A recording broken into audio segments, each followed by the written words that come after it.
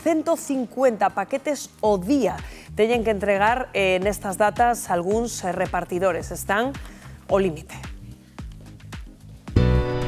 Cun simple xesto, activamos unha complicada cadea logística dende Laponia e Oriente ata as nosas casas. O ano pasado o comercio electrónico disparouse un 12% ata superar os 110.000 millóns de euros e, segundo un informe da OCU, unha de cada 10 persoas piden os seus agasallos de Nadal exclusivamente pola rede. Me gustaría comprar algo en internet. Miñas sobrinhas todo por internet, ou non? E non é unha cousa menor, porque estiman que gastaremos 370 euros de media en regalos, un gasto que hai que facer con cabeza. ¿Necesitas algo de roupa? Bueno, pues ala, venga. No, non hai plata. O que hai en xogo quizáis sexa a razón de que moitos galegos aínda desconfíen de pedir por internet. Yo en persona. Eu quero ver, tocar e mirar, e rebolir. Que pasa que ahora ya quedan pocas tiendas y pocos comercios y cuando no tienes más remedio, online. Sexa a primeira, segunda ou última opción, o que está claro é que o comercio en liña cada vez ten máis peso. Pero ollo, porque se colapsan las cosas, la gente lo hace con retraso. Estas semanas a industria logística xestiona millóns de encargos para os Reis Magos e Papá Noel, moitos deles a última hora. Yo creo que non chega a tempo. Yo creo que mi madre no, todo por el último momento. Cos almacéns traballando a toda máquina, o conto da cigarrea formiga repítese. Porque tiñen os plazos de entrega longos e por eso piden a cancelación. Así que coidado, porque se alguén non encargou xa os seus regalos, pode acabar recibindo carbón.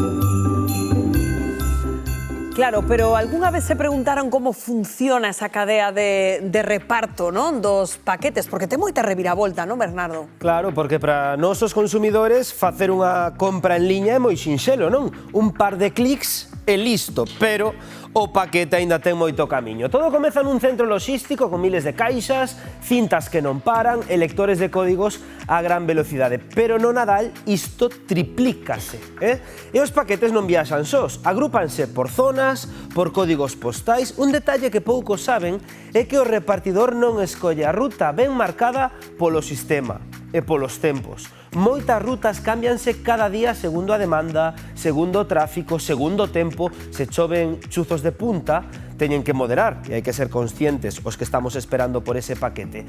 Cada entrega conta. Se non hai resposta, pérdense minutos e mesmo cartos. Hai traballadores de repartición que cobran por entrega. Sí. E outro dato importante, non todos os repartidores teñen contrato fixo, moitos son autónomos, outros son reforzo de temporada, que teñen xornadas longas de moitas horas ao volante e tamén xornadas de poucas pausas. E por que chegan tantos avisos de ausente? Pois porque non sempre hai sitio onde aparcar, teñen o tempo limitado e porque teñen que seguir.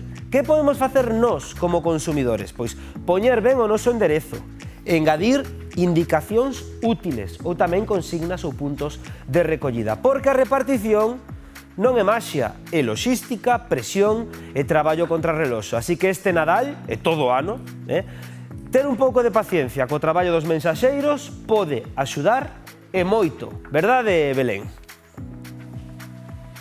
Pois sí, Bernardo, hai que ter moita paciencia durante estes días porque, como xa sabedes, pois son días de moitísimo traballo para todas as empresas de paquetería, de logística. De feito, estamos aquí con Joaquín, que é administrador de Mailboxes Pontevedra. Que tal, Joaquín? Bo día, eso mesmo, moito traballo. Pois xa vedes aquí todos os paquetes que hai.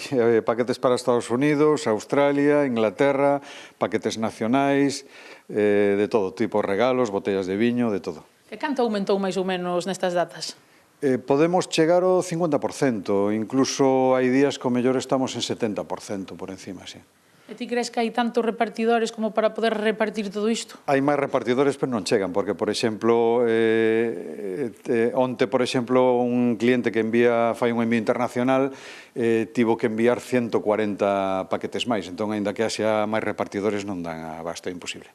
Claro, estes repartidores, contábesme que, claro, vos contratades máis repartidores durante estas datas, pero ás veces non levan tanto tempo como os que tedes en plantilla e hai máis problemas con eles. Correcto, a calidade do traballo é mellor nos repartidores que son indefinidos que non os que levan traballando unha semana, 2 semanas. Entón, bueno, eles o fan o mellor que poden, pero non dan abasto, é imposible. En un día como hoxe, máis ou menos, cantos poden chegar a repartir no día? Pois normalmente un día normal igual está en 140 ou se poden chegar a 200 ou 200 e pico, entón é imposible. Que fan os que non dan entregado, pois os traen aquí, deixan unha nota no buzón ou por teléfono que non poden entregalos e despois o cliente ven aquí a recollelos.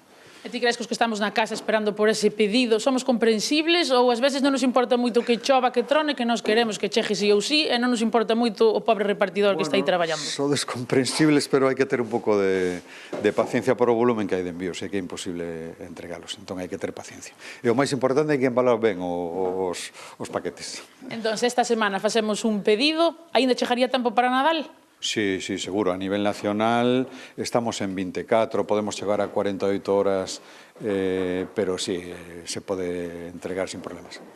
Moi ben, pois moitísimas gracias, Joaquín. Xo vedes, compañeros, moita paciencia durante estes días e xa acabades de oír a Joaquín, aínda estamos a tempo de que cheguen eses agasallos a Nadal. Grazas, Belén, paciencia e empatía, sobre todo nestes tempos, co repartidores.